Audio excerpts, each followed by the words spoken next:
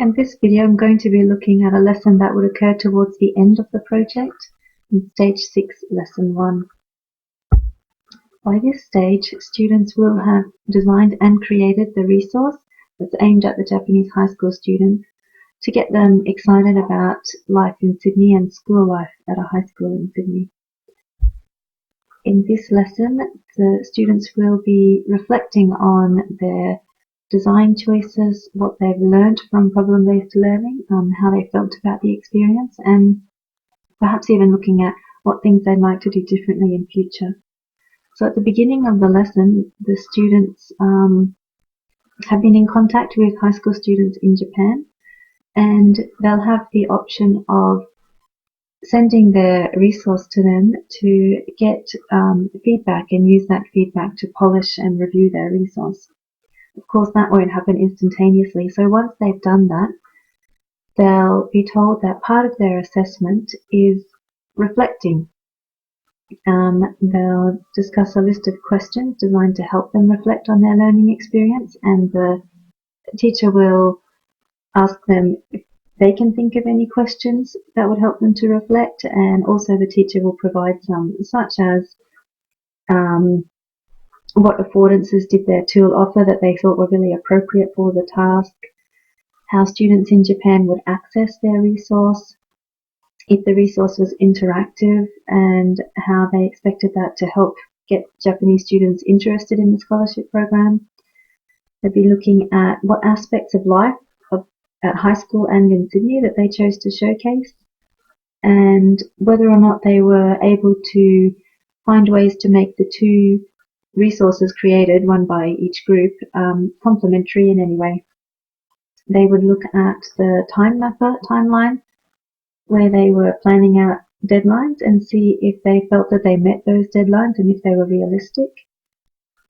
And also at the KWL that they created online at the beginning of the project, to see if they feel like they were able to find out the things that they had wanted to know and what else they felt that they learned over the course of the project.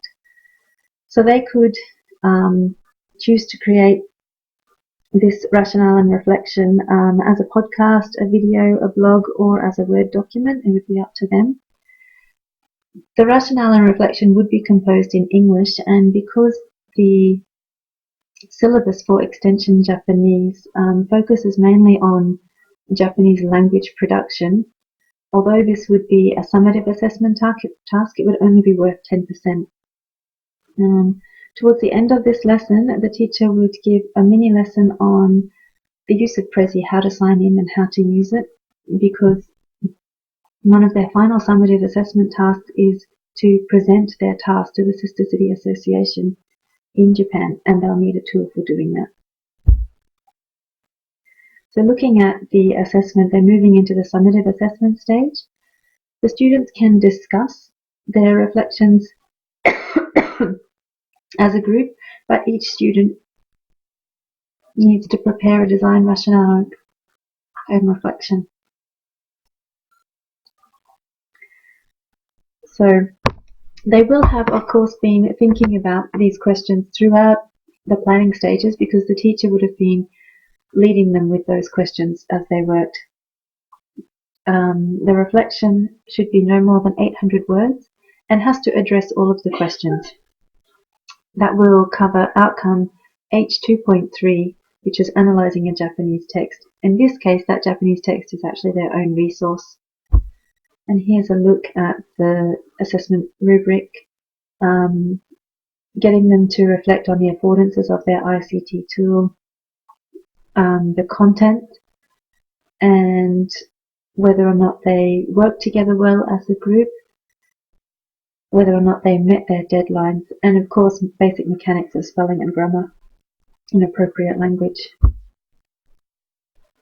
At the conclusion of this lesson, the teacher will reiterate the due date for the summative assessment, their rationale and reflection, and go through the use of Prezi so that they can start thinking about their presentation to the Sister City Association and what they'd like to say.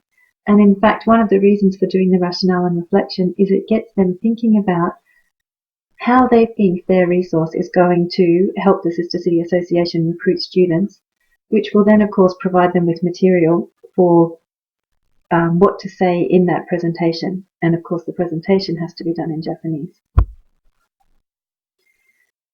In the problem-based learning cycle, this stage is about getting ready to present and justify their resource. So they're consolidating their thoughts on their design choices, and then they'll be using that to create their short presentation. It also gives them a chance to think about what they think they did well and what they'd like to improve if they were to engage in problem-based learning again.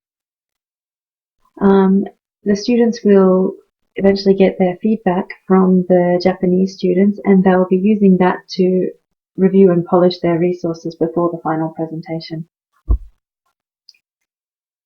In this lesson, the teacher will monitor the emails that the group send to students in Japan. Japanese requires the use of different language when you're speaking to someone outside of your own group. So in this case, the students would need to be using a politer register than what they're used to. It's an excellent opportunity for them to use that kind of language in an authentic situation, but it will likely require scaffolding by the teacher. The teacher will also scaffold the design rationale and reflection by going over the rubric and also by providing those questions or helping the students to develop that list of questions themselves. The teacher will confirm with each student their choice of tool for their rationale and reflection and give them a mini lesson on the use of Prezi so that they're ready to do that in the next lesson. The higher order thinking skills involved in this lesson is a big focus on reflection, analysing and evaluating. When they're looking back at what they've learnt, the efforts that they made to work together and the quality of their resource, because of course at the end of this there will be some very authentic feedback in terms of how many students actually end up applying for the scholarship program. Now of course that's not entirely up to the students, there are external factors at play there too, but it will be good for them to get feedback from the Sister City Association and then get that final feedback of how many students actually applied. This lesson doesn't have a large ICT focus because they've finished creating their resource and they're awaiting feedback from Japan, but instead they're just gathering their thoughts in English prior to expressing those opinions in Japanese as they create their presentation. And that would be the final lesson. Would be preparing their presentation and then actually giving that presentation to the Sister City Association and presenting them with the resources ready to hopefully excite lots of Japanese high school students.